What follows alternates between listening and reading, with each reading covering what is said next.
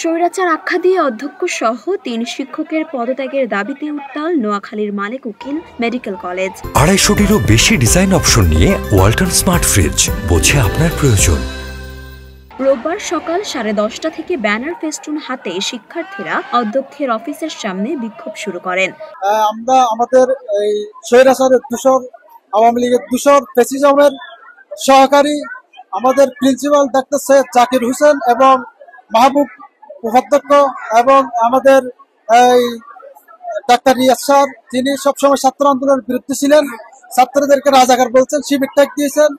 আমরা তাদের পদত্যাগ চাই। আমরা মূলত আমাদের সবার দাবি স্যাররা এমন ভাবে যাতে কোনো মেডিকেল স্টুডেন্টকে আলাদাভাবে না দেখে, সবাইকে সমানভাবে দেখে। আমরা সবাই একই পরীক্ষা দিয়ে একইভাবে এখানে চান্স পাইছি, তো তাহলে স্যাররা কেন সবাইকে আলাদাভাবে দেখবে? কেন ফেস ভ্যালুটা ম্যাটার করবে এখানে?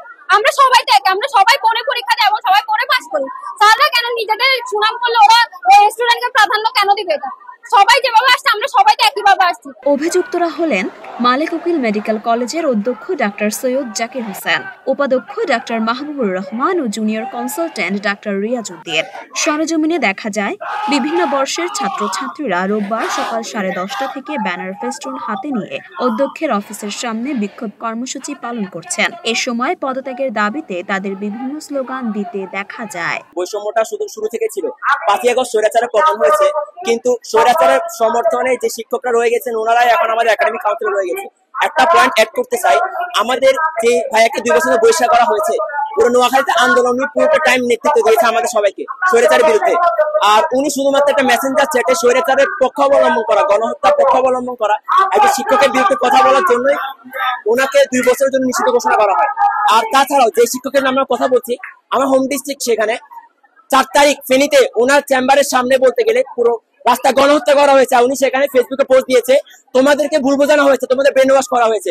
আবার ঠিক তিনি পরের দিন সে সবগুলো পোস্ট ডিলিট করে দিয়ে আমাদেরকে মানে ফেসবুকে জাস্ট দেখানোর জন্য আমাদেরকে সমর্থন করার মতো লাইভ করছে।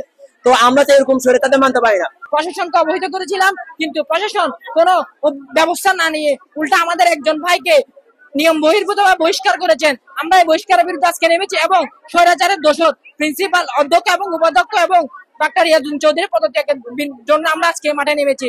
প্রফ ফেলের ভয় দেখিয়ে আমাদেরকে অনেক ভয় দেখানো হচ্ছে। প্রফ নিয়ে, আইটেম নিয়ে আমাদের বিভিন্ন পরীক্ষা আছে, ফেল করে দেওয়ার ভয় দেখানো হচ্ছে।